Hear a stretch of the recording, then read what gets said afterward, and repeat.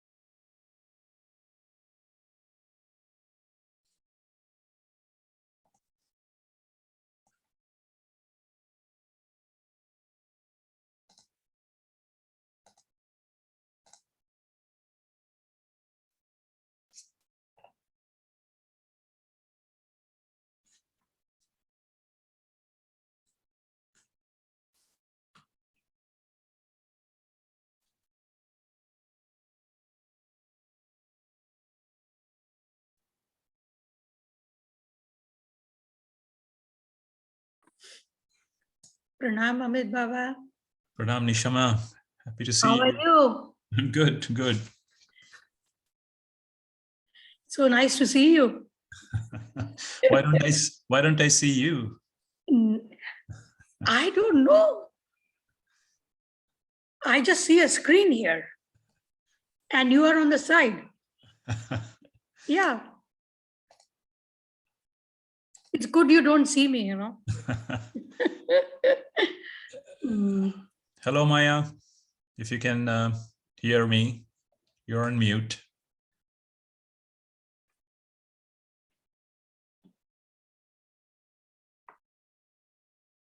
Hello, Naveen. Welcome.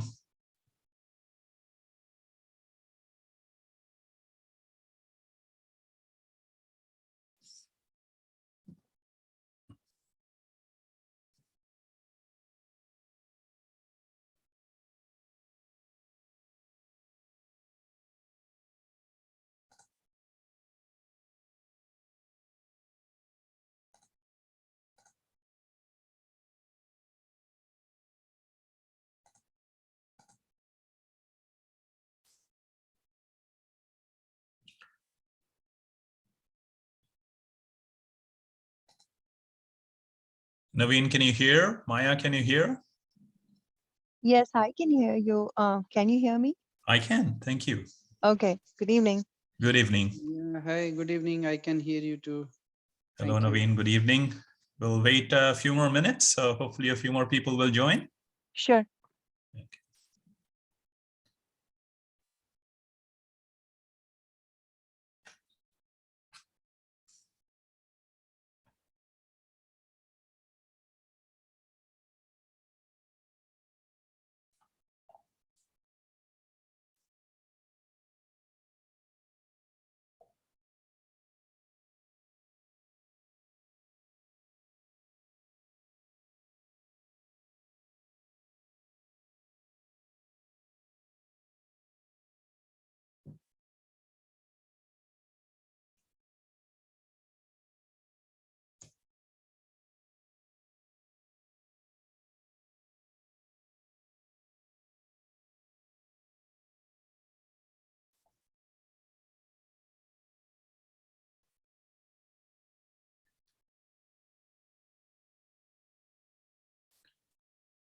Good evening, Ben. Welcome. Good evening. Thank you. Hi, Rachel. Can you hear? Not sure. I don't see your microphone icon. So I'm not sure whether you have the audio.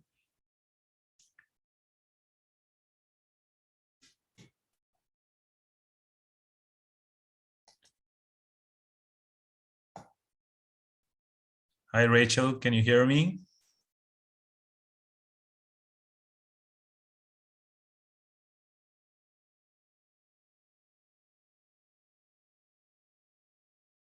Nice to see you, Nishama. I can finally see you. I can see Ben as well. We'll just wait for a few more people to join before we get going. Hello, Raju. Welcome. Can you hear? You're muted. Now you can hear me? I can hear you. Yes. Thank you for joining. Sure, my pleasure.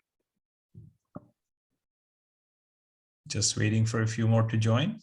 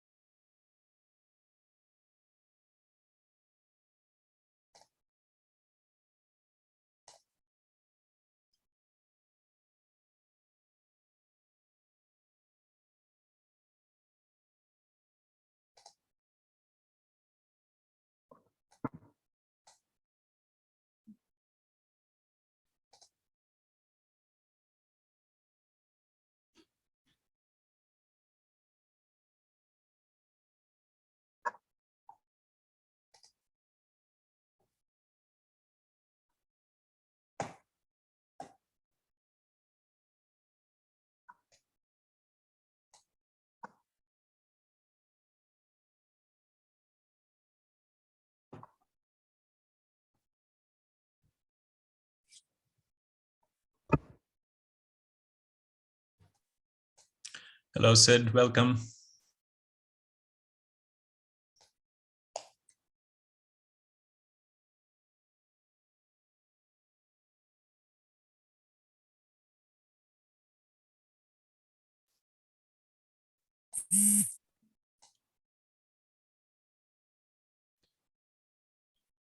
Good evening, Rachel. Thank you for switching your video on.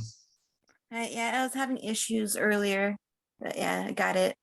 Are No we doing worries. videos on or off? Sorry? Are we doing videos on? Videos on is fine, whatever is comfortable. It's our first meetup group. We'll see how things work out. First meetup Great. session. Okay, and do you want microphones off? So right now, microphone on is okay, and I can mute from here. Okay. So for parts of the session, I'll probably mute all and then unmute, when we want to interact again. Okay, great. So thank you for doing this. You're welcome. I hope we all enjoy together. I'll wait for a couple more people to join. I think we have 8 on the call. Maybe 10 is a good number to get going. Okay.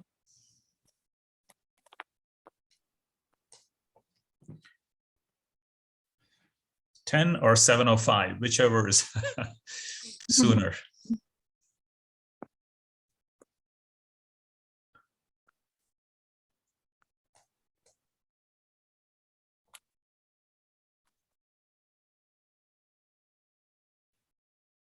Hmm.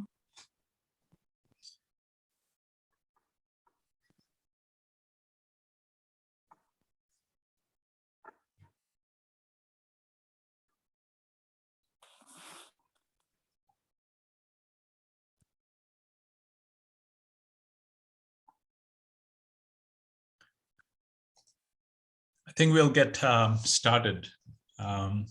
So 5 minutes past 7. I want to be mindful of everyone's time. So once again, welcome to the first meetup session of Temple of Meditation meetup group. I'm glad you have taken the time to join. And since this is our first session, it might be a good idea to just hear from everyone at the beginning. So what I might ask is, I'll call out your name just so as to manage the multiple participants on audio. And maybe you can, tell us your name, making sure we pronounce it right, where you're joining in from, and maybe a thing that you're looking forward to in this session today. So I'll actually start with Nisha Pandema. She's actually also a teacher, a Yogacharya of our organization. Welcome, Nishama. Perhaps a few words from you. If you can hear, if you're muted right now. My pronouns to all, and I'm speaking from Vancouver. It's so very nice to see so many new participants who have come forward to be initiated or to hear about Kriya Yoga, and that too from Amit Baba, who is absolutely highest on the pedestal, I would say. His talks are wonderful, very informative, and you will gather a lot of information you're looking for Kriya Yoga. He's the right person. That's your love for me. Thank you, Mom. You're welcome, Mama. All right, thank you. Rachel, how about you? Hi, I'm from Seattle. I'm excited to I first heard of Kriya from Sadhguru. I was listening to one of his talks the other day, and so I saw this on Meetups, and I was like, oh, I'm gonna do that. And so Okay. thank you. Wonderful. Welcome. Raju, how about you? Just going down the list as the names show up on my screen. Pranams to everybody, and I have been in the state of Washington for the last 2 years, and I am quite familiar with the Paramahamsa Yogananda's book. I read the book, Autobiography of a Yogi, and I've been meditating. I have been very interested in spirituality right from childhood, and I have got initiated off and on into different paths, but at one time or other during my life. And now I would like to, I got the opportunity. I'm so glad that Mr. Chatterjee has opened a center right in our hometown, Monroe. That's where I live. And it's as if meditation has come to our town. And that's when I was writing to our group in Monroe. We have a big group of Indian people in this neighborhood. So Wonderful. I was mentioning in the group that it's a great opportunity for self-realization, and everyone should try to take advantage of it. Wonderful. Wonderful, Raju. So glad to hear. And it is indeed great that you are in Monroe. And I'll talk about our ashram. So thank you. And thank you for coming. Sure. Ben, how about you? Yeah, I'm here in Seattle. I've been here close to 2 years now. I've dabbled a little bit in mindfulness and meditation, and so found this group on Meetup and was happy to join and learn more. So I'm excited to learn more and hopefully add to the practice of what I've been doing so far. Thank you, Ben. Thanks for joining. Okay, we have Dwayne. Dwayne just joined. Dwayne, can you hear me? Yes, I can hear. All right. So maybe you can welcome first of all, and you can tell us a little bit about where you're joining from and what you're looking forward to this session for. Well, I'm in Bellevue, Washington, and I am an old member or an old student of Vipassana meditation since 2000. And Which meditation did you say? Vipassana. Oh, Vipassana, got it.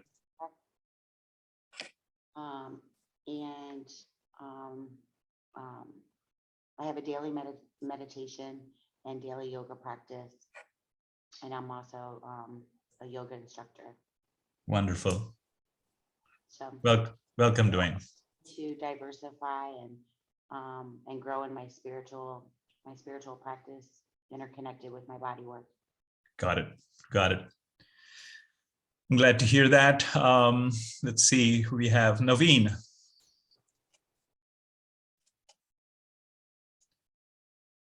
Naveen, you're mute. Yes. Hi, this is Naveen Sharma, and I'm joining from Washington, Monroe, and this is my first Kriya Yoga session. I'm familiar with yoga, but heard this name first, so I'm curious also. So I'm looking some positive yoga side of this aspect as well. Thank you. Welcome, another one from Monroe. Happy to have you here. Yeah. And let's see, Sid.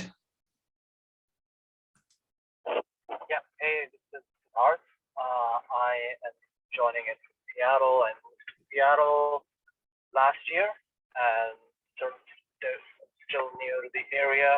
And I joined to just learn more about Kriya Yoga. I'm starting my journey in yoga, which I think should be pronounced yoga, if I'm not wrong. I'm just trying to explore different paths before I can figure out what path I want to take for longer term.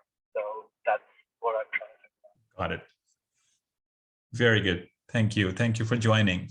And we have one more member. Not sure I'm going to pronounce this name right, so please pardon me if I mess this up. Chochi Valenzuela, can you hear us? Yes, I can. Thanks. You pronounced it perfectly. All right, wonderful.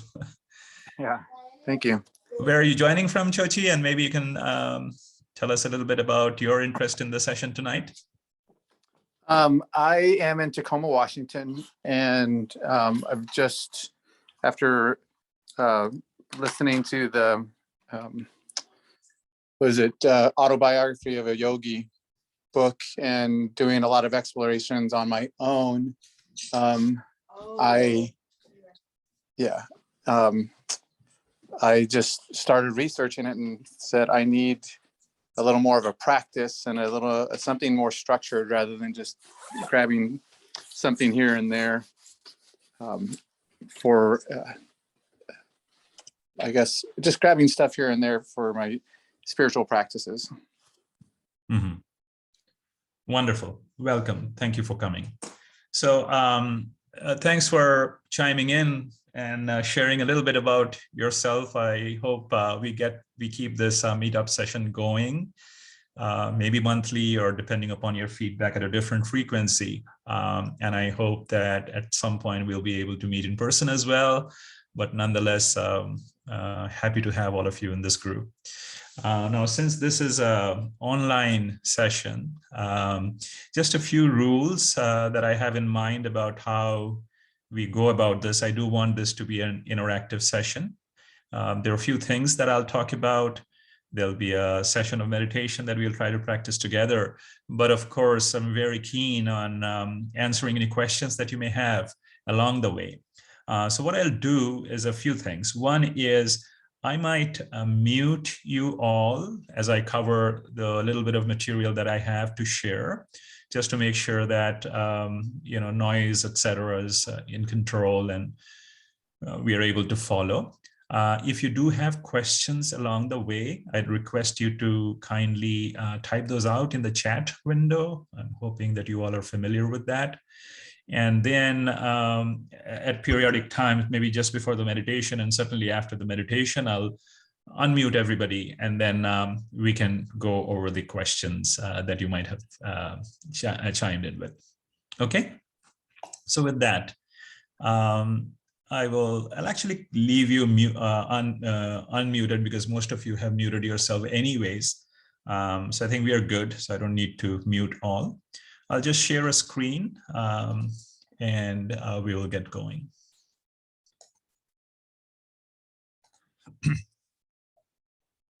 So what I have in mind today is, and this is a little bit of the agenda, you all talked about yourself. Happy to have that information. I'll talk a little bit about myself and introduce myself. and then talk about Kriya Yoga from a few different perspectives. I'll talk about when Kriya Yoga started, and certainly introduce what Kriya Yoga is. Now, this is a path which is guided by an unbroken lineage of masters. You know, when we are trying to learn anything, whether that be material sciences or spirituality, we really need to count on a set of people who have already mastered that. They are our teachers. So you can think of these masters as teachers who have experienced this path, who have realized their full potential in the path, and they are now teaching us and creating awareness. I'll introduce you to the lineage of masters. A couple of you are already familiar with one of the teachers in the lineage, Paramahamsa Yoganandaji, and you talked about the book that you read, which has, you know, drawn in millions of people into this path. And then I'll talk a little bit about the science behind Kriya Yoga. But I also want to say that Kriya Yoga is a very deep topic. My intention is to not overwhelm you with lots of concepts and things along the way. So I will perhaps keep the introduction of Kriya Yoga simple in this session. Just talk about a few of the salient points.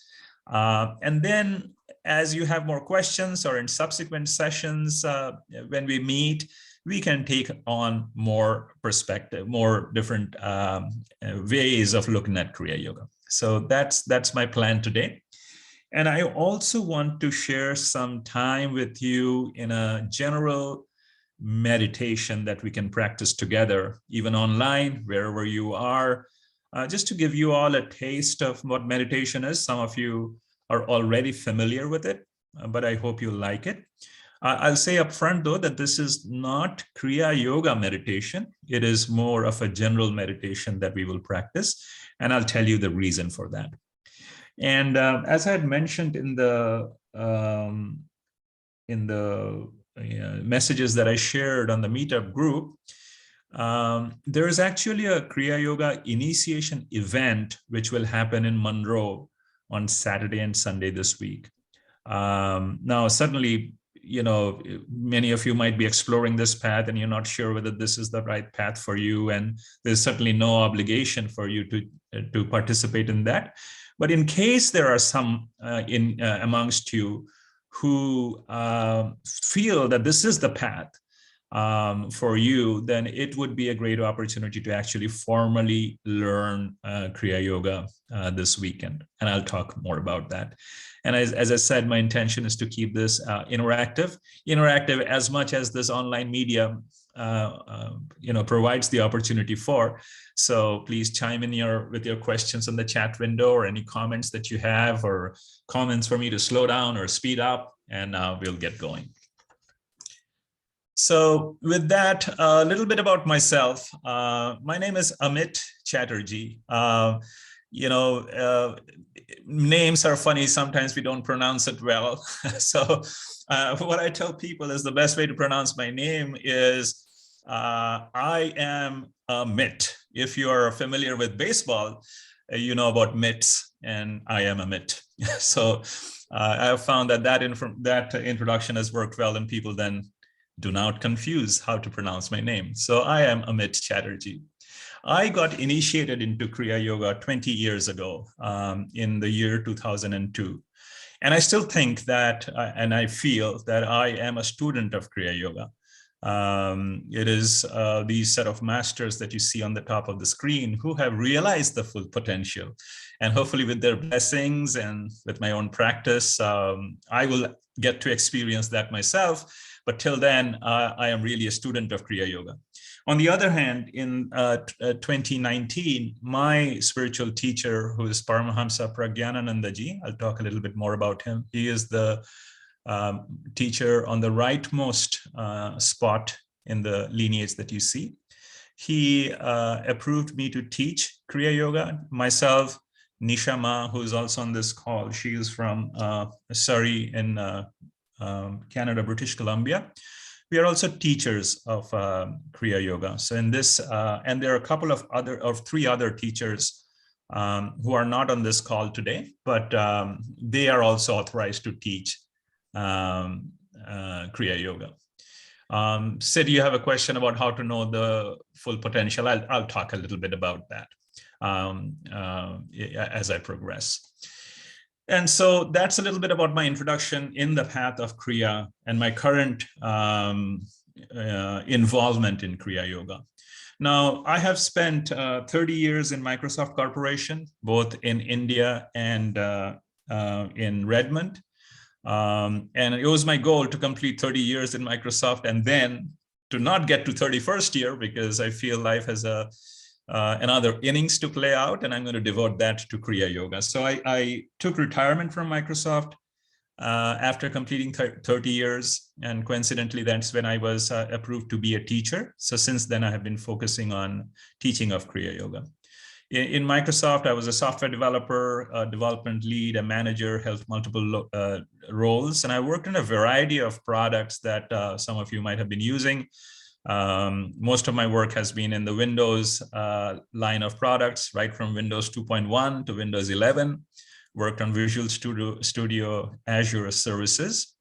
And some of the roles that I've held have been being a partner development manager. And I was also, for several years, the managing director for the India Development Center in Hyderabad. So of the 30 years, I've roughly spent 15 years in Redmond and 15 years in India. And as I've mentioned, I've been practicing Kriya Yoga for about 20 years now. And it's interesting to think of the harmony of spirituality and corporate life. I've always felt that Kriya Yoga has kept me centered and anchored. You know, corporate life is not an easy life, as many of you may guess or have realized it yourself. Many expectations, it's a competitive field, lots of stress if you let that get to you.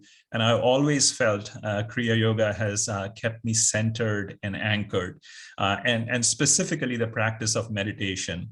You know, during my work life, when my schedule was busy and I had limited time for meditation, just a short meditation at the beginning of the day would clear up my mind and create the clarity to focus wholly on stuff that was going to come up in the day.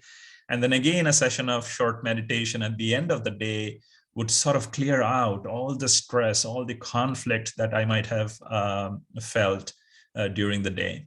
So I have, really treasured this practice and feel that it is a beautiful way to harmonize internal seeking as well as whatever role we might be playing in our lives. So that's a little bit about me. And now I'll dive into Kriya Yoga. And, yoga is a common term now in our daily lives. There are so many different kinds of yoga, from hot yoga to, 8 limbs of yoga and so on and so forth. So what is Kriya Yoga and when did Kriya Yoga start? So it is interesting to realize that Kriya Yoga, and by the way, a lot of the material on Kriya Yoga are from the mystics in the East, the sages. As you might know, that India has a rich spiritual heritage. Spirituality was a big pursuit for people thousands of years, maybe 5,000, 10,000 years ago. And they figured out how to seek within and to have a better sense of who they are.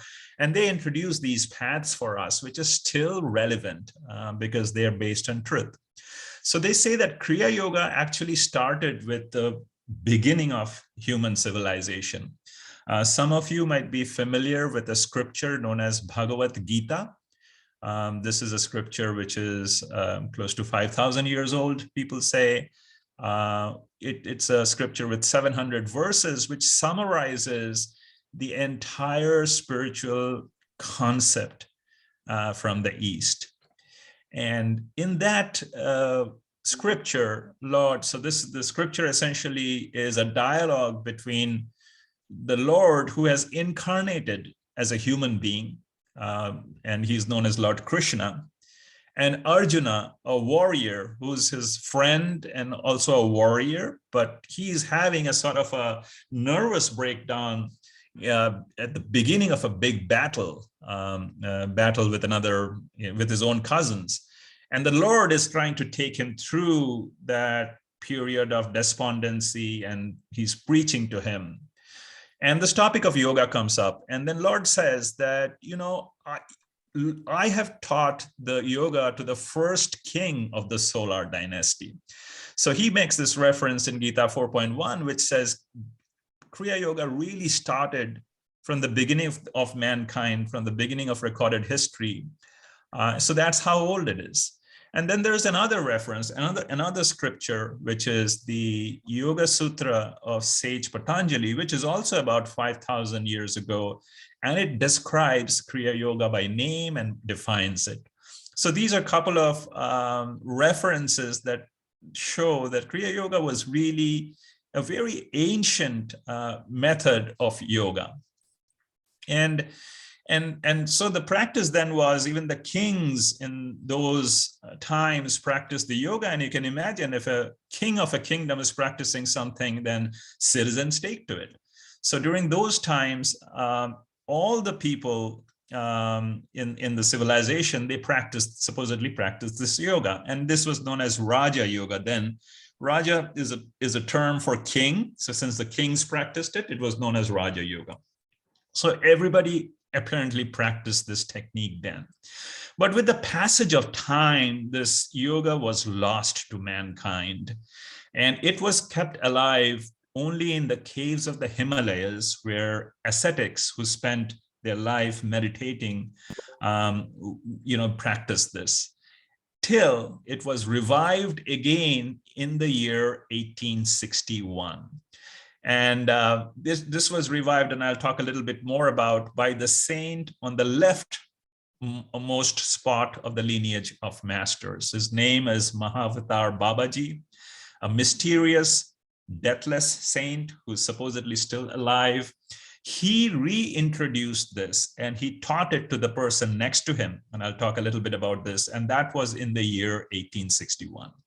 Since then, this set of masters, and we refer to this as an unbroken lineage, because each of these masters during their lifetime, they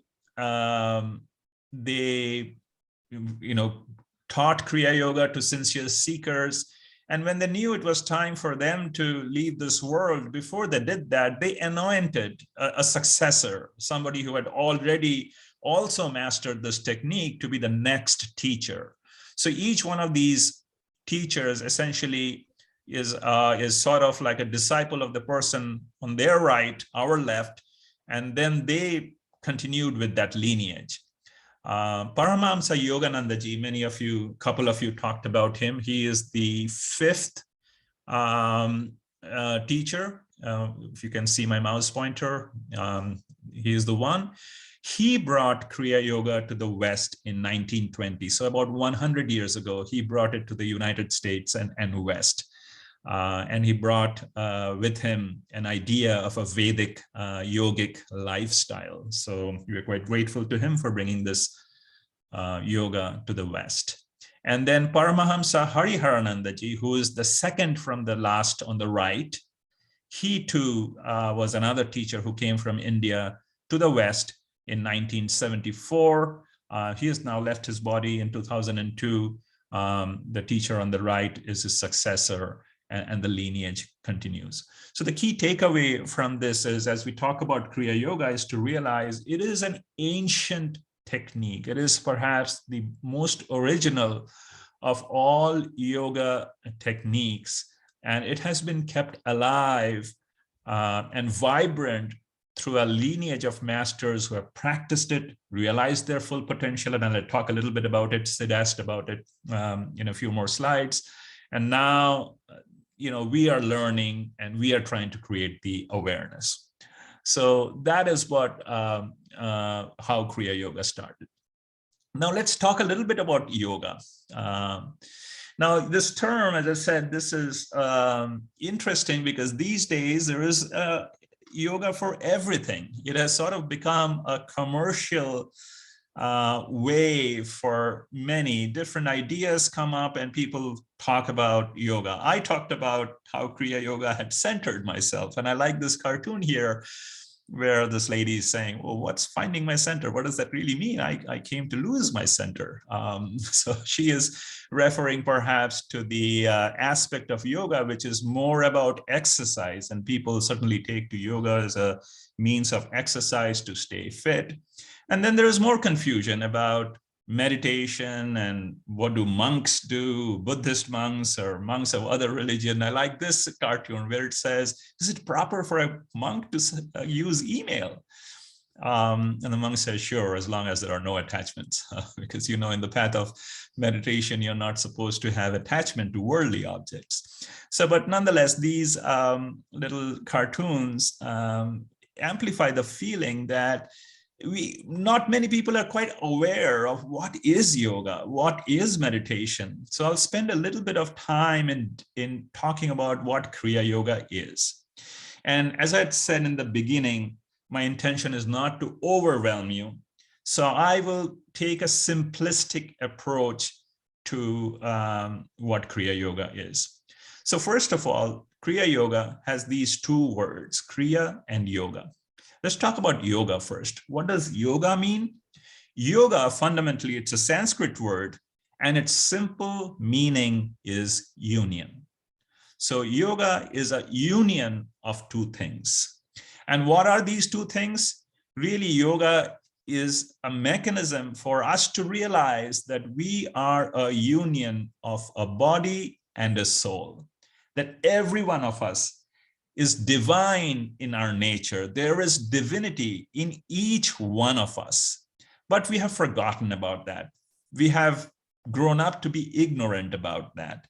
And yoga tries to instill in us that understanding that we are a union of a body and a soul. If there was no soul in the body, we would be a dead body, not be functioning at all.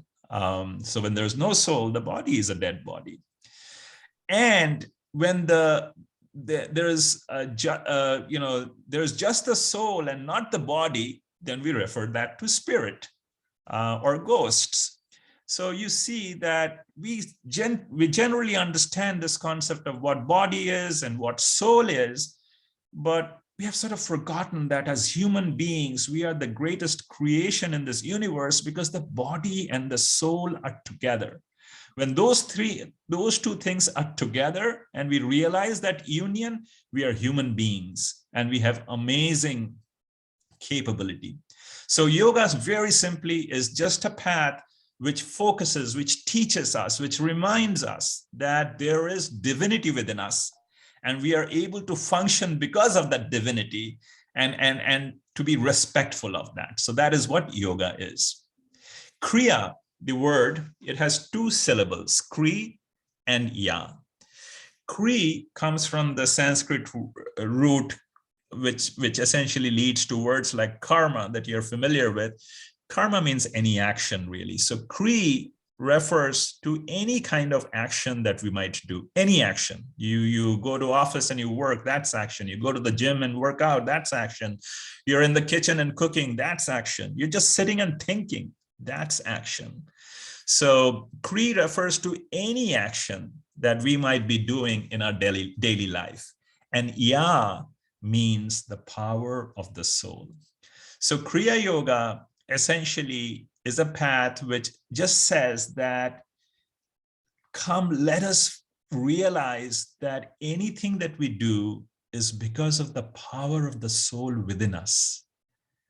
And once you realize that, once you're mindful of that, then your life gets transformed because you realize that everything that is being done is because of the soul within us. So that's essentially the technique, that is the path of Kriya Yoga. It is a set of techniques a type of meditation which helps us understand, which helps us realize that we are the power of the soul. And Sid, you asked the question that how do people what does realization mean? And how do we know somebody is realized? So I'll answer that question in two parts. What does realization means? Realization means this conviction that there is a soul or divinity within me, and that is fueling, that is helping me do everything that I do in my daily life. When this conviction is real, then we say that you are self-realized. We'll come to how do others know if somebody is self-realized or not? We will talk about that a little bit. But at a fundamental level, realization is realizing the true self within, which is the divinity. So that is Kriya Yoga in a nutshell.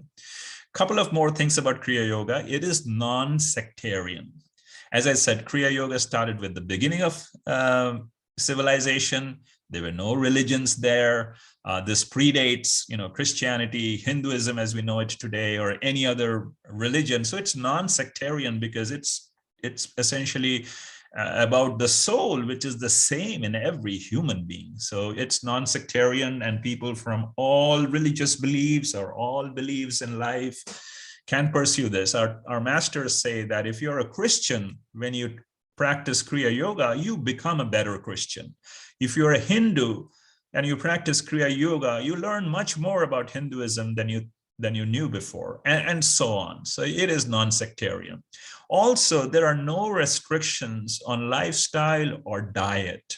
That's a beautiful aspect, because as your understanding about your own self grows, you can make your own decisions about what lifestyle or changes in the lifestyle might work for you. The path itself does not dictate that you need to be a vegetarian or you need to not to do this job or that job. No such restrictions at all. And that's a beautiful thing about Kriya Yoga. So at a fundamental level, it is about perceiving the soul within oneself and realizing that the same soul is in every other being too. And that's the power of Kriya Yoga. That's the real message of spirituality, because our definition of spirituality is that in our day-to-day life, we have perfect expression of love, compassion, and kindness in all our words, actions, and interactions with each other. So that is really the goal for Kriya Yoga or spirituality in general. Now, and so to answer a couple of questions, Sid asked about how do you know that these masters or somebody is self-realized or not? If you observe any of these masters, if you're in your presence, you can see that while they are human beings like us, they seem to react to day-to-day life occurrences in a different way. They might face a terrible situation just as we do, but they do not lose their cool. There's still that perfect expression of love, acceptance of things that are not in their control, compassion, and just observing them, you get a sense that there's something going on here, that there's so much of serenity, which is very striking, which draws people to find out more. What is it going on? What kind of practice does this person have to have such serenity in a situation where I would have lost my cool? So it is just, a simple layman's way of perceiving that there is a higher level of consciousness for practitioners of this path. And Maya, you have asked a question, how is Kriya Yoga different from Karma Yoga? Beautiful question. Kriya Yoga actually is an integration of Karma Yoga, Jnana Yoga, and Bhakti Yoga. I was not planning on going to that aspect today, but since you asked, I will take a couple of minutes to talk about this. Sage Patanjali defines Kriya Yoga as tapaha, Swadhyaya, Ishwar Pranidhana. These three things. These are Sanskrit words. Tapaha means action. So that essentially is karma yoga, that you can realize divinity while you are doing any action. That really is karma yoga. Swadhyaya is study of scriptures or study of your own self. It is the path of knowledge. Kriya Yoga is also a path where you get perfect knowledge of who you are, and hence it is Jnana Yoga or knowledge yoga. And Ishwar Pranidhan is surrender to God. And Kriya Yoga also is a way of surrendering to divinity, which is nothing but Bhakti Yoga or path of love. So Kriya Yoga is the integration of path of action, path of knowledge, and path of devotion. Maybe this is a topic we will explore in a future session in our meetup group. But for now, just realize that all Kriya Yoga is trying to do is trying to tell us that there is divinity within us. If you perceive that divinity within you, if you perceive that divinity in another, then how could you do anything that is mean? How could you do anything wrong or unorderly or unlawful in your life if you know that the divine within you is watching? How could you be rude to a fellow being if you truly believe that the same divinity is within that person? So that is the one which leads to this perfect expression of love, compassion, kindness in everything that we do. And we don't need to change anything that we are doing. Any job, any work that we are doing, whether we are in the kitchen, in the office, in the farm, whatever we are doing, is a path to experience that divinity. So that is what Kriya Yoga is. Now, the topic that I want to explore a little bit more is, this is all well and good, but you know what the biggest obstacle to this is? It is our own mind. Mind, you may have had a taste of it. Mind, of course, is the best instrument that we have. It is because of our mind, our sharp intellect, that we are able to have success in this world. But it is also true that the mind at times will drive us crazy, and we feel that we just do not have any control over the mind. For example, even as you are listening to this, for some of you, the mind might be saying, oh no, this may not be true. This is, probably a stretch. So, mind within us distracts us. And unless we can control the mind, you will not get a taste of what Kriya Yoga is. Because this divinity, at a simple level, the divinity, the soul within us, is covered up, is veiled by our own mind. And unless you're able to quieten down your mind, you will not perceive that divinity within you. So Kriya Yoga then naturally needs a mechanism for us to control the mind. So Kriya Yoga, in a way, you can say, is the science of mind control. That, yes, Sid, if you have raised your hand, if you have a question, you can chime in. Hey, I just wanted to unmute and ask this one question. When you say control your mind, what does that exactly mean? Does it mean bringing focus or bringing like attention to something, or Beautiful. make it think some way? Beautiful question, Sid. What does mind control mean? It means all of that. It means that when I need my mind to be focused, I should be able to tell the mind that be focused on this, don't think of anything else. It is often our experience that we are trying to do some work, but the mind is chattering us within us saying, oh, you may not be successful, or why are you doing this? And you can imagine that distracts us from doing the work that we have on our hand well. So at those times, I want to be able to tell my mind that stay focused on the job. So that's one aspect. At other times, imagine I'm going to bed. I have had a hard day. I want to go to bed. I lie down on bed. Now my mind is racing. It's still thinking about the conflict that I had in the day, or about the task in hand at the next day. At that time, I want to tell my mind, just be quiet. Just shut down. I want to rest right now.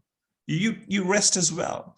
So this ability to be a master of your mind, to be able to tell the mind, concentrate now, or quieten down now, or stay positive, or any one of these things is a means of mind control. And nobody has taught us that technique of mind control. We have, since our childhood, we have all been educated, we have learned vocational stuff. Nobody has taught us how to control the mind. And hence, the challenges that many of the challenges that we have in life, in daily life, depression, war, quarrels, it's because the mind is running away with our emotions, and we just have not learned how to control the mind. And mind is an extremely difficult thing to control. I'll talk about this. So Sid, does that give you a sense of what you were asking? Yes, it does answer that question. Can I ask one more? Please. We're not running too late. Okay, just on the self-realization part, like, you know, when you're talking about the teachers, the gurujis who have realized the full potential, and I think you spoke about how others know, but how do you know yourself that you have fully realized? Would having 100% control of your mind be a sign of it, or a definitive thing? Yes, it's a good question. Let's actually segue into that right away, because I was going to talk a little bit about the lineage of masters. So let me try and answer that question on the next slide. All right. So let's talk a little bit about the lineage of masters. So if this is a path, if this is a technique to teach us how to control the mind, how to perceive this divinity in every action, how are we going to learn this? As I said, every path needs teachers. And this lineage of masters are essentially the teachers of Kriya Yoga. On the leftmost is Mahavatar Babaji Maharaj, who reintroduced this technique to the world, resurrected it in 1861, and he chose the second teacher from the left. His name is Sri Lahiri Mahasaya.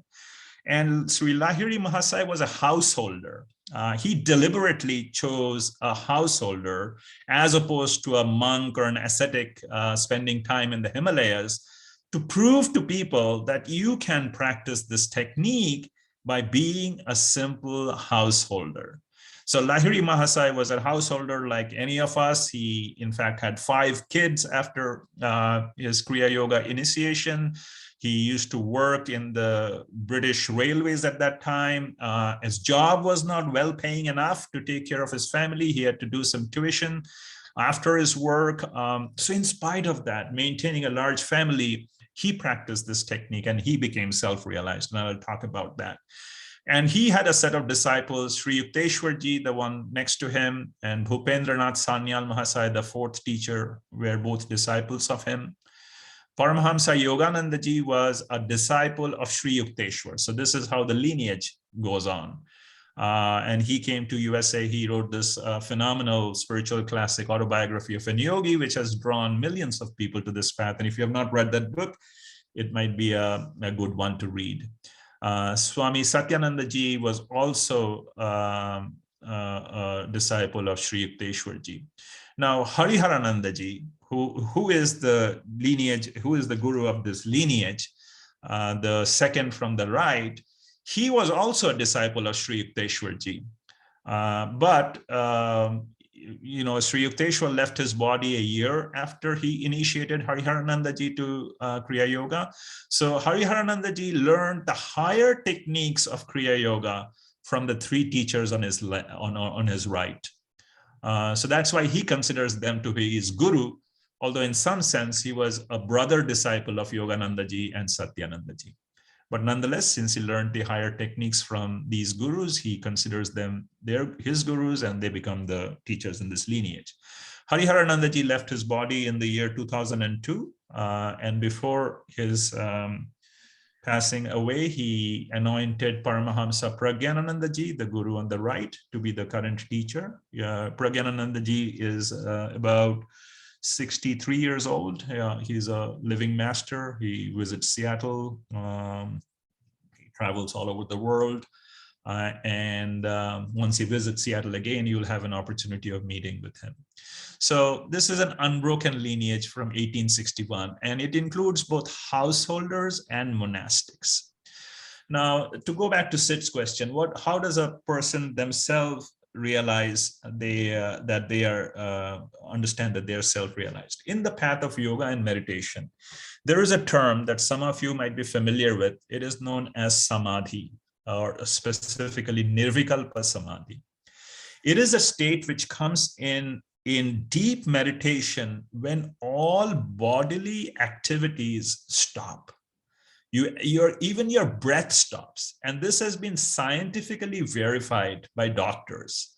So many of these teachers, presumably all of them, they have this ability to go to that depth of meditation where the body awareness completely ceases and you realize your oneness with the soul. It's an inexplicable state which is hard to define in words, because everything stops, mind, body, everything stops. But you internally you have this experience of total immersion in the soul. And these teachers, that's one sign of self-realization, where you get to that point where ultimately you have this breakthrough that you can completely stop your mind. It is a state almost akin to sleep. In sleep as well, we have no body consciousness, no mind consciousness, but the mind is totally switched off at that point. Here in samadhi, mind is actually not off, but it is so tranquil, so still, that there are no thoughts and the self just shines forth. A simple example, maybe imagine a Lake Washington over here. And, if you notice the lake, often the lake has, a turbulent surface. There is surf at the top. Imagine the sun reflecting on that lake. When the lake is rough, when there are waves and, flow of water, the reflection of the sun is distorted. This is what mind does. This is what the thoughts in the mind causes a reflection of the self within to be distorted. But if there was a way to completely still the water, completely, there's not even a ripple on the lake, then the sun, the reflection of the sun on that water would be almost a perfect reflection. So that's somewhat of an analogy of what happens in the samadhi state of self-realization.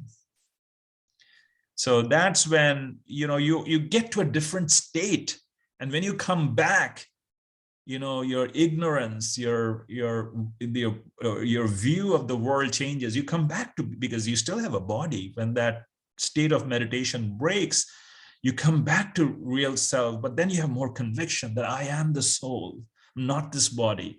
You also have a conviction that everybody is that, they just do not realize that. So they have a completely different perspective to world, to their own self, to divinity at that point.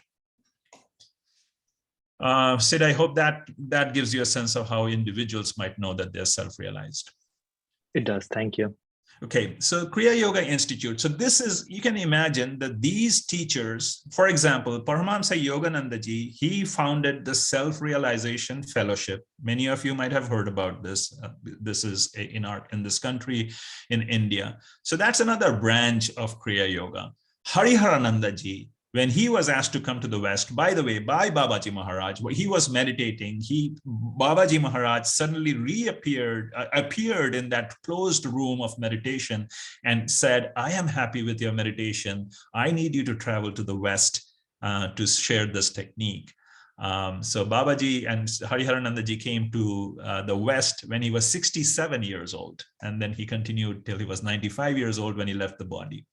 So Hariharanandaji essentially started this organization known as Kriya Yoga Institute. So this lineage of Kriya Yoga that I'm talking to you about is from Kriya Yoga International, because it has organizations in India and Europe as well. The organization in the Americas, North and South America, is Kriya Yoga Institute. So you'd say that this is a lineage of Kriya Yoga by these lineage of masters. So we have 5 ashrams. Ashrams is a place where monastics live. and they devote their life to spreading of Kriya Yoga and meditation. There's one ashram in Brazil. And there are close to 100 centers and groups in North and South America. And those who get initiated in this lineage are part of this family. They're welcome to any center anywhere in the world, and they can participate as disciples of this lineage. And in these ashrams, we hold weekly guided Kriya Yoga meditation for those who have learned the meditation itself. So with that, I'll introduce you to the ashram that is in Monroe. So this is the place in Monroe that we have now established an ashram. A couple of pictures on this slide. The picture on the left is a picture of the property. It's a 5-acre lot. 2/3 of it is secluded with these beautiful trees, which provide an amazing ambience of serenity and quietude. There's a home at the back where a couple of monastics live. The buildings in the front of the picture are where the meditation hall is. You have a picture of the meditation hall on the right. This was during last May when we inaugurated this ashram. You can see the Guruji, the Guru at the top right of the lineage sitting there, where my mouse is. There are a set of people who are participating in this function. And I have the address listed. Those who are in Monroe or even anywhere in the Seattle area, you may want to check this place out. It's a beautiful place. So let's see, how are we doing on time? Half an hour left, that's good. A little bit about then controlling of the mind and a couple more concepts. So why do we need to control the mind? As I said, nobody has taught us how to control the mind. Couple of saints, I'll share their quotations. Swami Vivekananda, who was the first monk from India to come to the US in 1903. He said that if I was born again, I will first learn how to control the mind, because then I will be able to do anything I want. So he had this realization that often when we are not able to do what we want, it is our mind which is coming in the way. Dalai Lama, he has this famous quotation where he says, if all kids are taught to meditate by the age of 6, we will end all wars in the world in 1 generation. And it is so unfortunate that we still have a war raging on, not one, maybe many, but the one that's in the news now. So that's the power. That's why we need to control the mind, is according to these sages. But controlling the mind is incredibly hard. Again, going back to the Gita, I talked about the Gita being a dialogue between Lord Krishna, who is incarnation of God, and Arjuna. Arjuna is this expert warrior. He has amazing deeds as a warrior.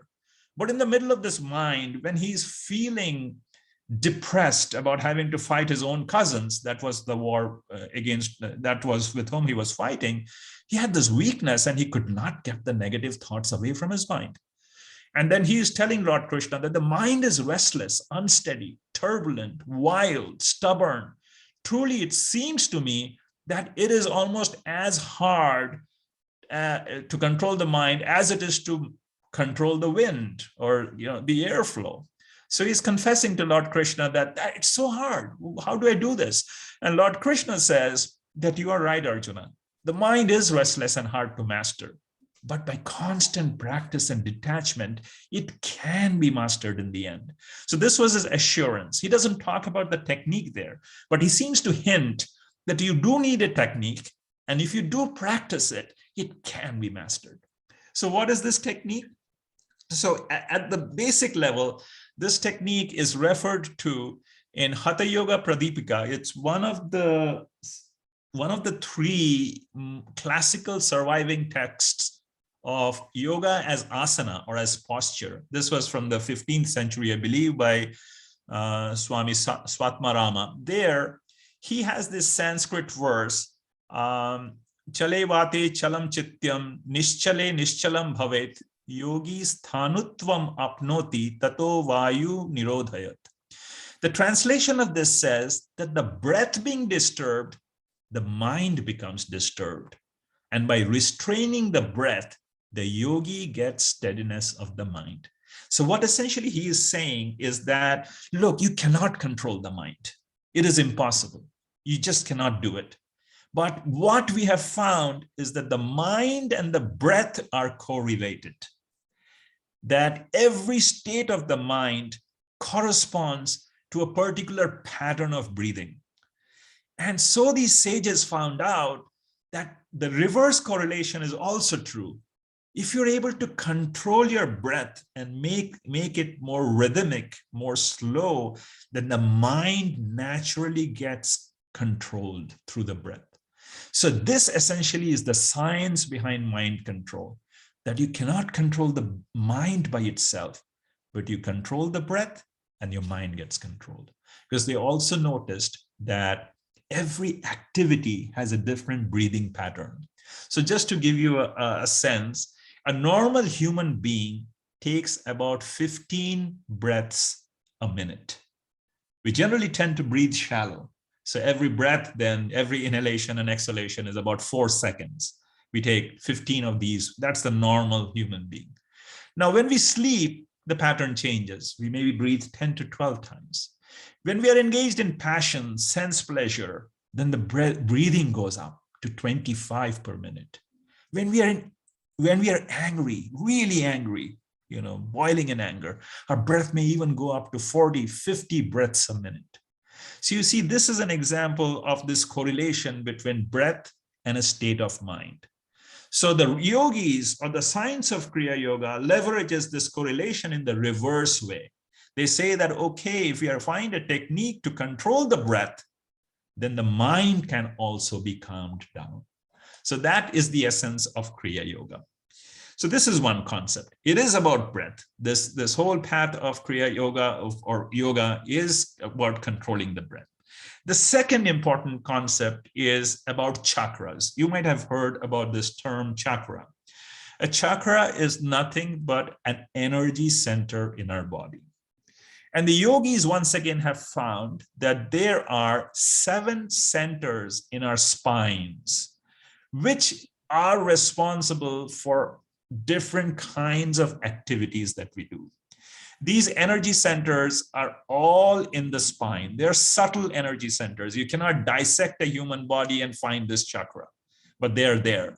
Neither can you dissect a human body and find out what is a life force, but it is there. So these chakras are in the spine. There are 5 of these chakras from the bottom to the one around the neck, which are for worldly activities. So the sages say that any kind of activity that we do in the world, this is that Kriya, karma that Maya was talking about, they're only in one of 5 categories. This was another interesting observation by the sages, that anything that we do can be in one of 5 categories. And what are these categories? First is financial matters, meaning since we have a body, we have to maintain it. We have to, survive. We have to earn money. All that energy for such matters, for survival, for financial security, comes from the bottom center. This is the center for financial matters. That's one category of activities. The second category of activities is the second center, which is behind the genital in the spine. It is for family and relationship. It is for procreation. It is for sense pleasure. So any activities related to the family relationships comes from the energy in this second center. The third center is behind the navel in the spine. And you can imagine this is for food and digestion. The energy that we need to digest food comes from this center. So this navel center is for food and health. Heart center, again, an obvious one to correlate to, it is for emotions. All our love, hate, jealousy, kindness, positive and negative emotions come from the heart. So that energy is fueled by the chakra, which is in the heart. The last one, which is the last of the 5 below, which is in the neck area, it is the one which motivates us for higher pursuits, for religion, for spirituality. It is the chakra, the energy that guides us to go to a temple or a church or to do a higher selfless deed. That comes from these and the neck center. So if you think of anything that you do in your life, anything, at any moment, it will be in one of these 5 categories, either for survival, for procreation and sense pleasure, for food and digestion, emotional activities, or higher pursuits. Everything else is a derivative of all of these. So these chakras are essentially what the yogis find are controlling our day-to-day life. You can also realize that these bottom 3 centers are common to all living beings, including animals. Animals survive, animals procreate, animals eat. So these 3 centers are common to human beings and animals. In fact, we are human beings, the greatest of God's creation, when we transcend these chakras. If we just lived a life of survival, sense pleasure, and food, we would be no different than animals. It's only when our consciousness rises to these higher centers, when we have emotions or we have higher pursuits. So you get a sense that our mind, and just like gravity, just like water goes to the lowest level, our mind and consciousness usually descends down to the lower centers. If survival is at stake, forget about meditation or anything else. You'd be preoccupied by that. Likewise, with food, with sense pleasure, and spirituality is a way of raising the consciousness from the lower centers to the higher centers. And these 2 centers, which are in the brain, are for divinity. So our teachers, our path of Kriya Yoga says that this is where, if you can raise your consciousness to this center behind the eyebrows or at the top of the head, that's where you get an experience of divinity.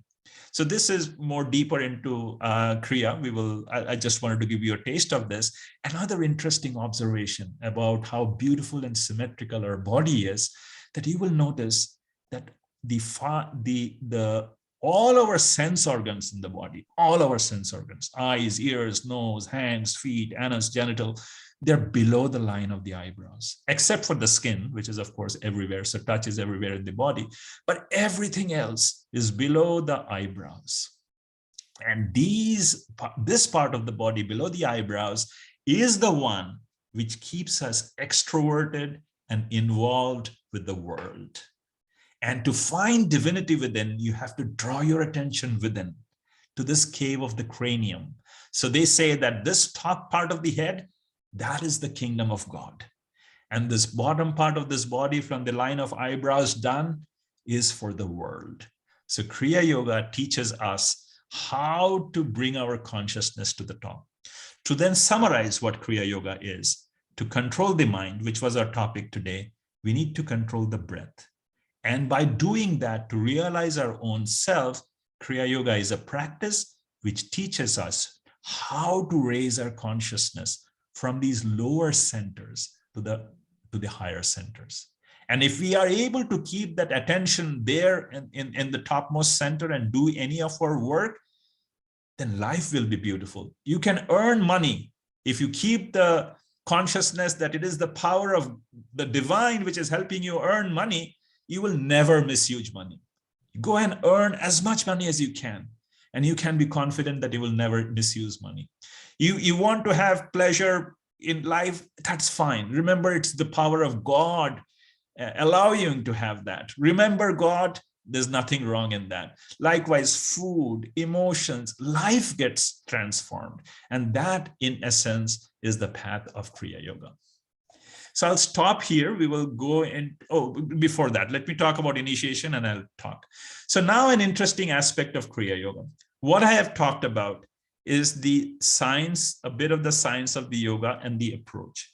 But to learn this technique of Kriya Yoga, you actually have to go through an initiation process, which cannot be found in books. These teachers, to maintain the authenticity of the technique, to ensure that people who are not self-realized or not authorized don't teach you a variant, which is not the original technique, have safeguarded it in a very careful manner. Their direction in this lineage has been Kriya Yoga has to be learned in person from an authorized teacher. It cannot be learned from books. So there is a process for Kriya Yoga initiation. This is the one which will be offered in Monroe on 23rd and 24th. And it's a couple of two full days event. For example, on the first day, on Saturday, from 9 a.m. to 12 noon is the actual initiation process. And the initiation process is nothing but with your awareness, with some mantras, purifying these chakras, creating awareness of where the chakras are with your consciousness and your concentration, focusing on cleansing the chakras. And so that's that's done in this morning session. And if I scroll a little further, and actually you will on that day have a perception of the divinity within. This Kriya Yoga initiation is so beautiful that however the masters do it through the assigned teachers, that after this, you will be able to hear a sound which with your ears closed. It's not a worldly sound. It's no sound in the hall or in the area around you. It's a divine sound. And this is what Lord Jesus refers to in the Bible when he says, in the beginning, there was the Word. The Word was with God. The Word was God. That in this creation, there is a primordial sound that you will perceive, which is a characteristic of the divinity within. You will feel pulsation in your entire body because your divinity is in every cell of the body. It is the life force flowing through you. You will perceive that. And the soul, they say, is light. You will perceive the light of the soul within with eyes closed. So that is the initiation process. Then Kriya Yoga has several techniques to control the body and mind. It's a very scientific one, but it is involved. It takes time to learn. So on Saturday, we then teach the techniques. Then after that, at the end of Saturday, we do a full guided Kriya meditation where you follow the entire technique under the guidance of the teacher. The next day, on Sunday, we again do a guided meditation. So in this entire weekend, there'll be 4 guided meditations so that you get a hang of what the actual technique is. So you can go back home and practice it yourself. Then we also review the techniques with you to make sure you've understood, and we talk about the benefits of the technique as well. So it is an involved process from time perspective, but if this is a technique which is going to give you a realization of your own self, then it does need some effort, does need some practice. So for those who are interested in Kriya Yoga initiation, you might feel, wow, it's a big time commitment. But really, is it that much of a time commitment if this is the one which is going to anchor you for the rest of your life? So that's on Saturday and Sunday. People who are interested in initiation, they just need to bring 5 fruits. 5 flowers, can be the same fruit or same flowers, but 5 of them. There is a reason for that will be explained. And for the initiation, there's a fee of $180 that you pay by check or cash. And you can register if any of you are interested. Once again, there is no commitment for anyone going down this path if you're not sure about it. But if you feel that you feel it in your heart that this might be a path for you, then you can let me know, email me, or just show up at the event. So I'll stop here because we'll practice a little bit of meditation now. But if you have any questions, let me check. There are no questions or comments right now. Maya has raised her hand. Yes, Maya, you can unmute and ask. Yeah, I just have a quick question. So I was looking at the SRF website, and they have a different methodology. They want us to have a basic prerequisites, and we have Yes. to fill up an application. So is this the same as that? Or No, this is not at all. different? This is, so the SRF does have a different technique. You have to go through a couple of years of proving to them that you're ready for this Right. this path. It's very interesting. In this path, our gurus say that if this is the right path for you, you will be drawn to this path.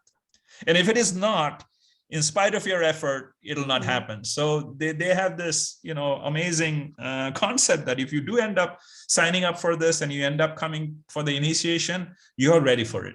We'll initiate you. And this is the same technique that each one of these teachers have been practicing to get their own realization. So in this path, that has been the guidance of our gurus, that if you're a sincere seeker, you will know in your heart, you will show up for initiation. You're welcome for it. There's no more waiting for it. But both the Kriya Yogas are the same, is it? What they're Yes. teaching in? Yeah, there might be Okay. subtle differences. You know, the way we, as Kriya Yoga is taught from a teacher to a student, we will initiate you to the path that we have learned from our guru. And if you ask our guru, that, you know, he will say, you know, I'm just following what I learned from my teacher. Got it. I have not practiced anything else. I'll teach you what my teacher has taught me, exactly how he has taught it. Okay. One last question. I don't take Yes. much of your time. So they also say there are like, you know, about 5 branches to it, right? Like Kriya Hatha Yoga, Kundalini Pranayama, and there are other branches. So is this like one of the branches, like Kriya Dhyana Yoga? Is No, that what it is? so actually, if you go to Yoga Sutra and Patanjali, and in fact, this was a topic I would probably do it in the next cause. You might have heard about Okay. eight limbs of yoga. Yes, I'm a yoga teacher myself. Perfect. So in 8 yeah. limbs of yoga, you know, yama, niyama, Niyama. pratyahara, asana, dharana, dhyana, samadhi. That's right. The Kriya Yoga is essentially essentially the last 3, dharana, dhyana, and samadhi. That's what Kriya Yoga is. Okay. Now, the earlier ones are sort of prerequisite. Yama and niyama are disciplines. Unless you're disciplined, you cannot proceed in this path. So they are sort of assumed. There is some asana, there's some pratyahara pranayama, but really Kriya Yoga focuses on concentration, meditation, and samadhi. Okay, got it. Thank you. Okay. Was somebody else had their hand raised? No. Just need your address. Okay, that it's here on your screen. I will take a screenshot of that. Okay. Yes, and I'll give you my email address as well. You will in another slide. But this is the ashram. This is the place where the initiation will be held. And if anyone's interested in initiation, you need to show up at 8:30 p.m. that day. It's a full day event, but we'll provide lunch, and it'll be a wonderful experience. Okay, so now what we will do is let's do a little bit of meditation. We have about, we've taken some questions as well.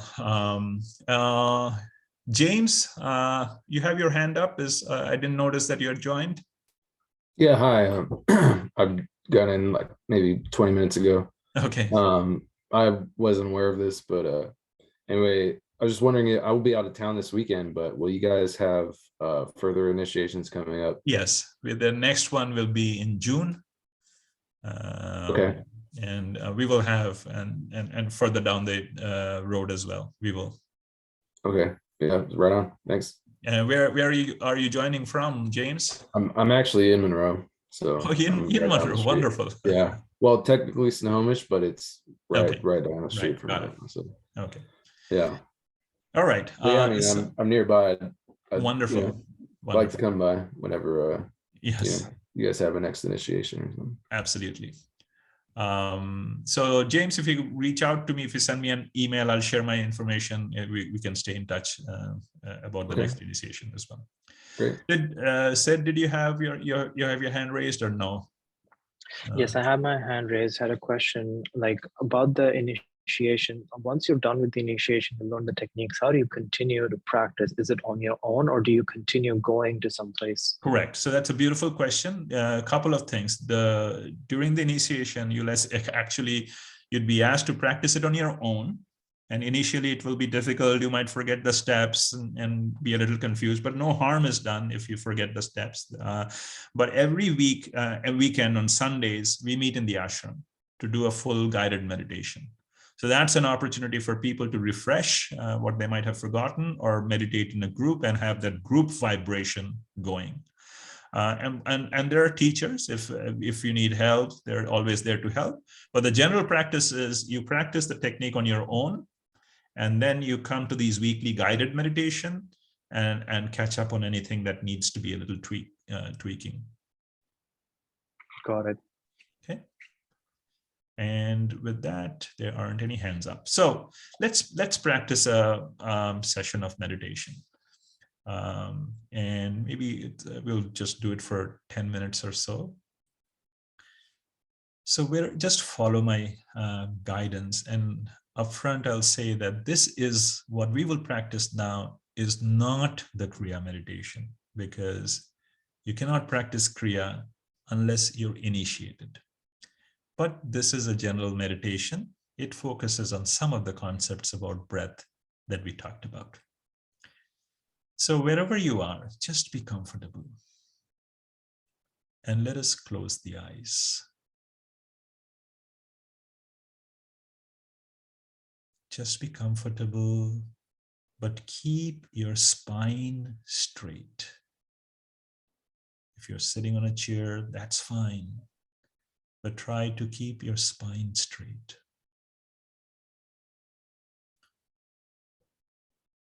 Bring your attention to the middle of the eyebrows.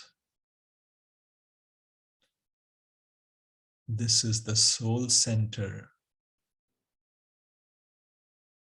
the entrance to the kingdom of God.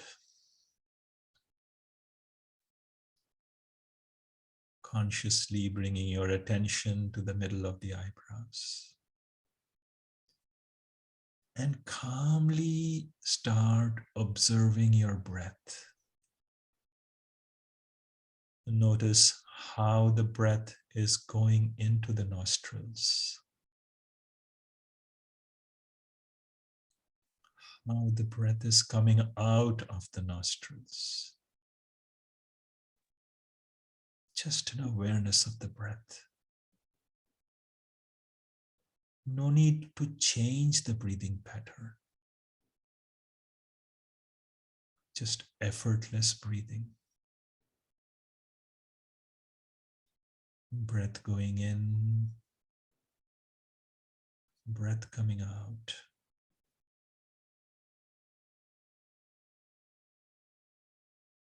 Trying to be aware of every inhalation, every exhalation.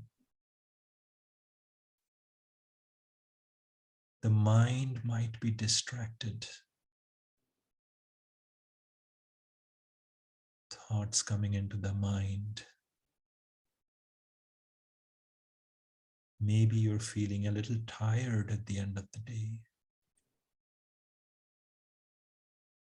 Just take stock of however you might be feeling now.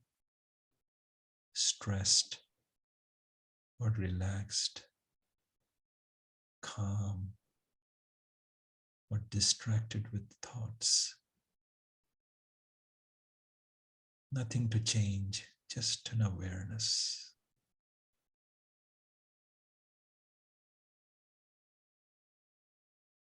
Keep observing the breath.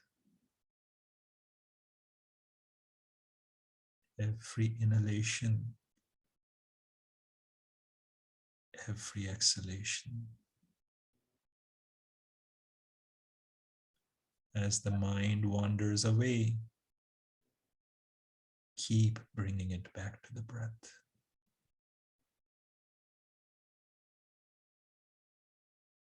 Contemplate on the breath a little bit. What is it? What is the power that is drawing the breath in and out throughout the day?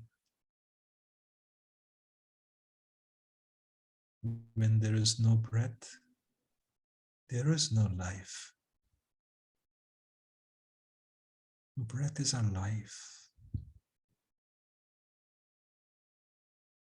Breath is our strength.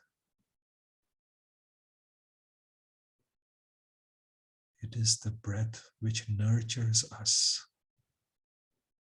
throughout our life.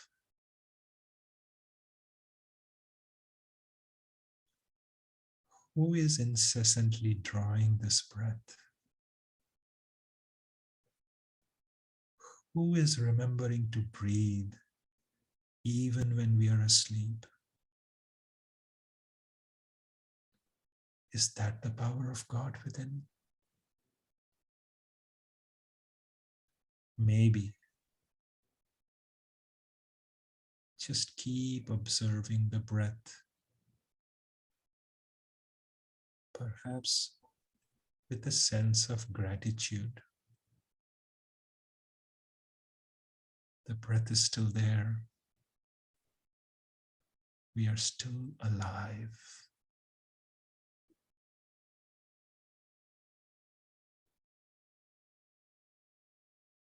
Notice perhaps you feel a little calm within. Maybe the mind is settling down a little bit just by watching the breath.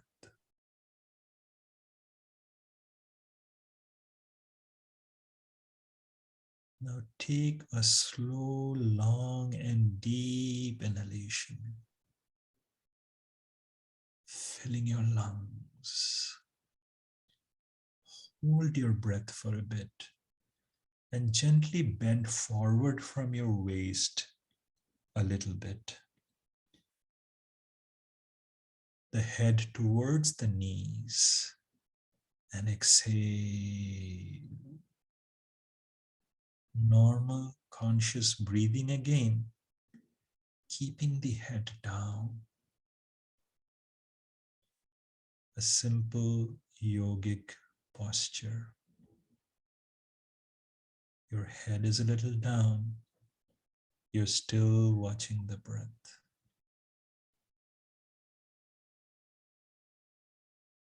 Keeping the head down is a simple symbol of humility, of acknowledging the divine, the great force that controls our life. Maybe a little prayerful attitude. O divine, this great intelligence controls this world, controls us too. Keep us safe. Keep us happy.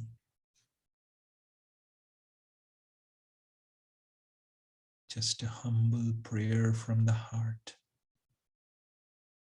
All the time, watching the breath.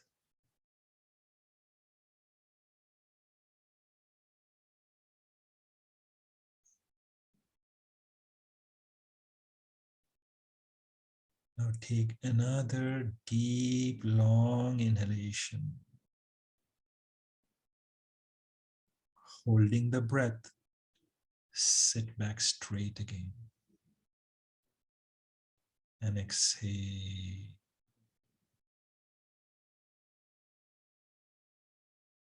Watch the breath again, conscious, normal breathing, effortless breathing. Maybe a little sensation at the top of your head. All the attention within. Not worried about the rest of your world, rest of your life, just for these few minutes. You are with the divine. Just watch the breath.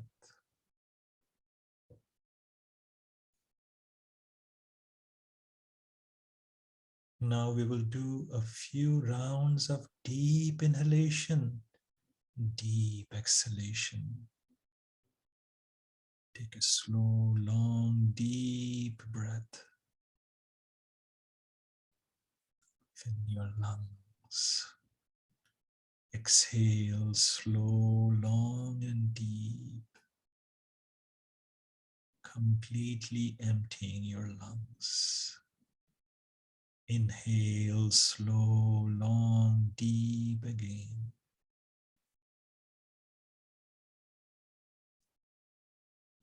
Exhale, slow, long, and deep. Inhale, deep. Feel peace within. Exhale, love. Inhale deep, filling yourself with peace. Exhale, love. Inhale deep. Your entire body, mind is getting purified. Exhale, neutralizing all the tension within. Inhale, peace. Exhale, love.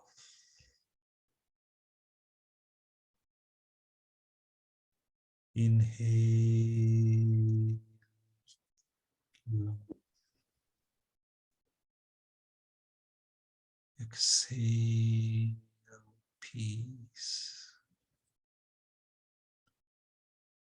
Inhale, slow, long, deep.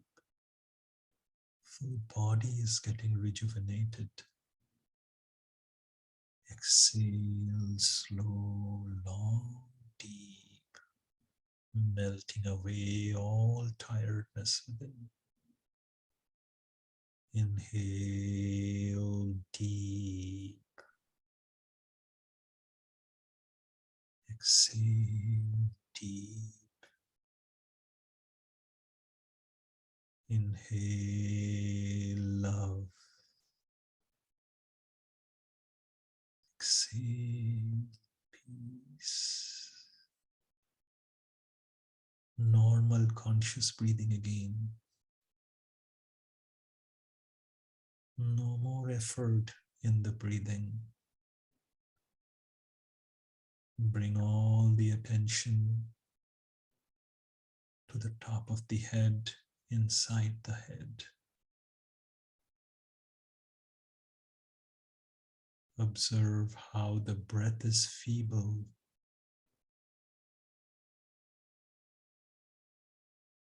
Observe how the mind is quieter.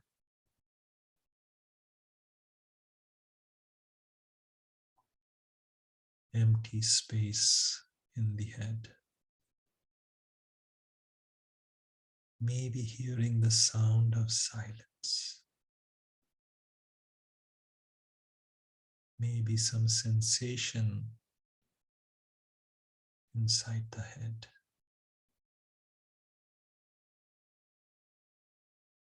Just be there silently. Nothing to practice for a few minutes. Just merge into that calmness. Silent meditation. Try.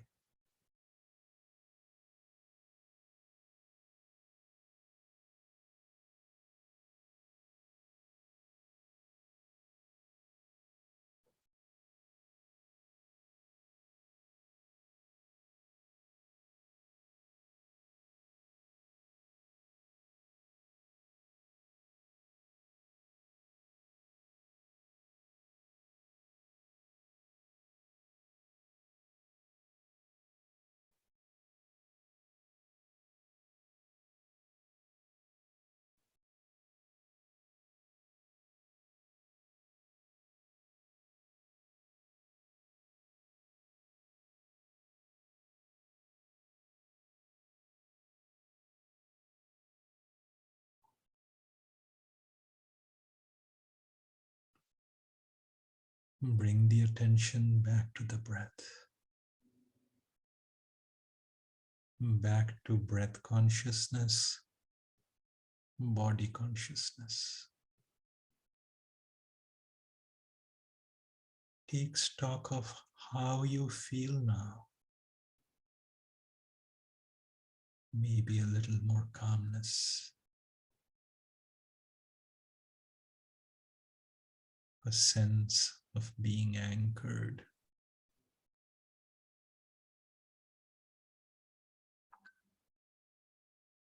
If you're feeling some calmness, it is the result of the meditation and the grace of the divine.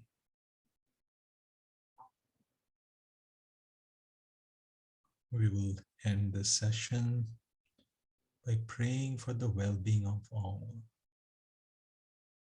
that all be healthy, Let there be auspiciousness in everyone's life. Let all be happy. May the blessings of sages and saints of all times. May the blessings of the masters and the divine be on all of us. Om. Amen.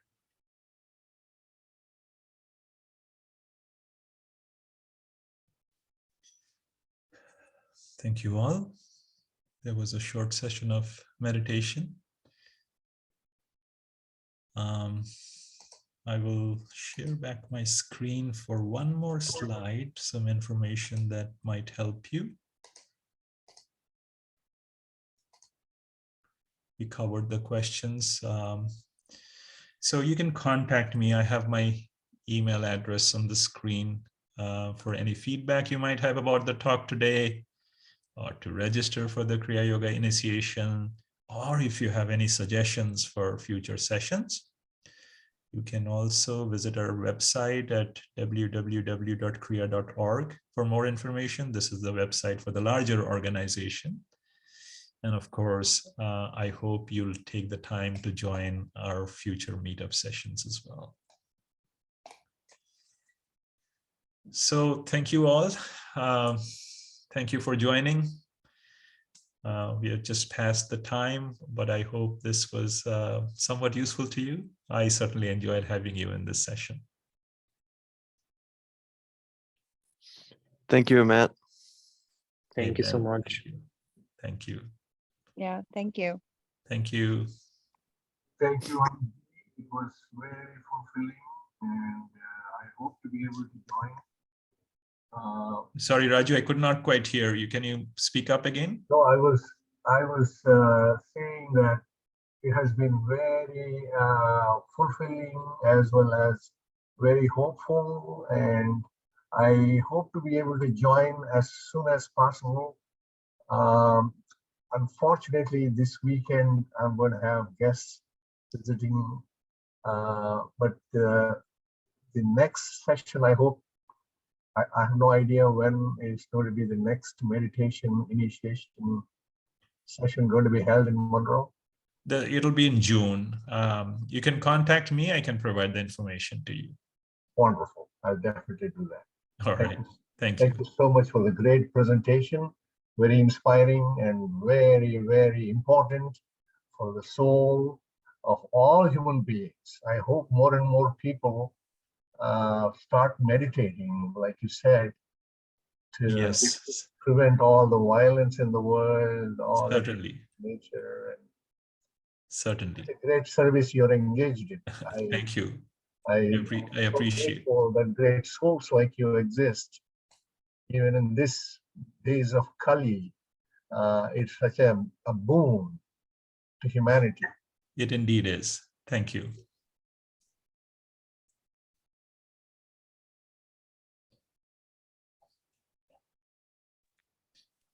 Thank you, Amit. I look forward to seeing you sometime. If not this time, the next time. Absolutely. Take your time. You will know when it's the right time for you. Okay, wonderful. Thank you. Thank you. Have a good evening. Hey, can I ask one more question? I know I've asked a lot of questions today. No worries at all. Please go ahead, Sid. Thank you. I'm curious about this because I am interested in this, and I'm still making up my mind for this weekend because it's a little bit short notice, but I'll probably might. But what I want to understand is, like you said, it's the three, like Jnana Yoga, yes. Karma Yoga, and the third was Bhakti Yoga. Yeah. So I want to know more about the Bhakti Yoga part in Kriya Yoga, and how does that play? Because I know like Bhakti Yoga is more about, like in our like from my family, it's more about like the puja and all that. So is that also a part of it?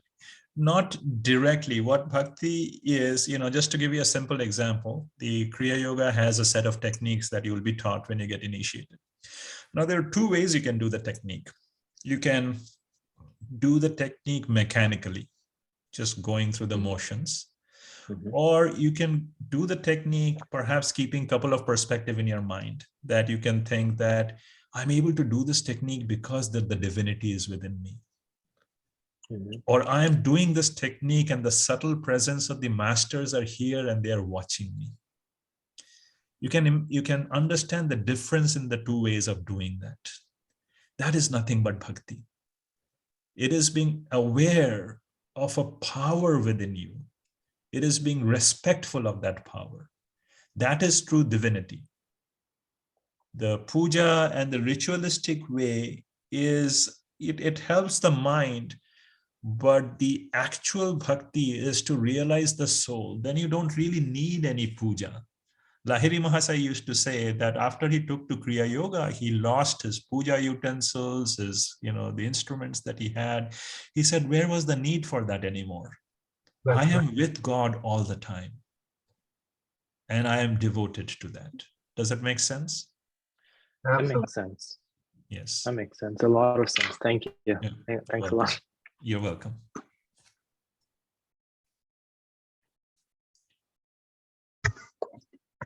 Good evening to all of you. I'm just hanging around here in case anyone has any questions. Feel free to carry on with the rest of your life. And thank you once again for joining.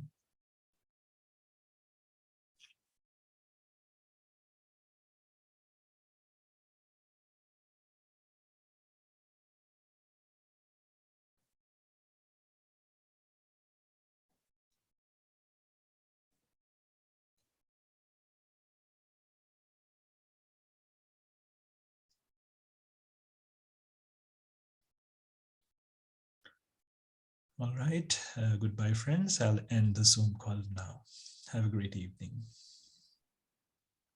See ya. Bye-bye. See ya. Bye-bye.